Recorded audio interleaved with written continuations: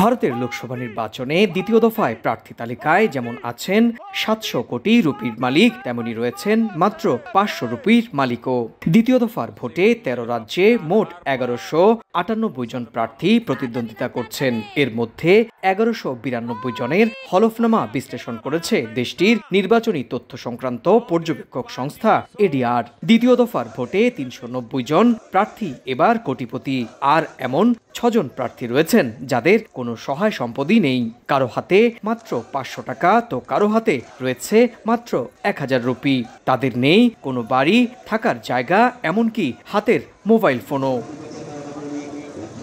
তথ্য বিশ্লেষণকারী সংস্থা আরও বলছে, শীর্ষ ৩ ধনী প্রার্থীর ২ জন কংগ্রেসের, আর তাদের নাম ভেঙ্কাটামানে গৌড়া এবং ডিকে সুরেশ। গৌড়ার মোট সম্পদের পরিমাণ ৭১৫ কোটি রুপি, আর ডিকে সুরেশের ৬২২ কোটি। আর তৃতীয় ধনী প্রার্থী হেমার রয়েছে ২৭৮ কোটি রুপির সম্পদ। বিকাশে কম খরচে ক্যাশ আউটের লিমিট বেড়ে ৫০,০০০, প্রিয় এজেন্টও ২টা। দ্বিতীয় দফার সবচেয়ে দরিদ্র প্রার্থীর রেকর্ডও গড়েছেন প্রার্থীরা।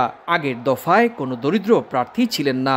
এবার মাত্র ৫০০ রুপি পকেটে নিয়ে নির্বাচনী প্রতিদ্বন্দ্বিতা করছেন মহারাষ্ট্রের নান্দের লোকসভা আসন থেকে নির্দল প্রার্থী লক্ষণ নাগরাও। ভারতের বিচিত্রময় ভৌগোলিক অবস্থার মতোই নির্বাচনগুলোতে প্রার্থীদের ক্ষেত্রেও যে নাটকীয় বিচিত্রময়তা পাওয়া যাবে, সেটা খুবই সঙ্গত বলেও মনে করছেন বিশ্লেষকরা। সুব্রত আচার্য, সময় সংবাদ, ভারত।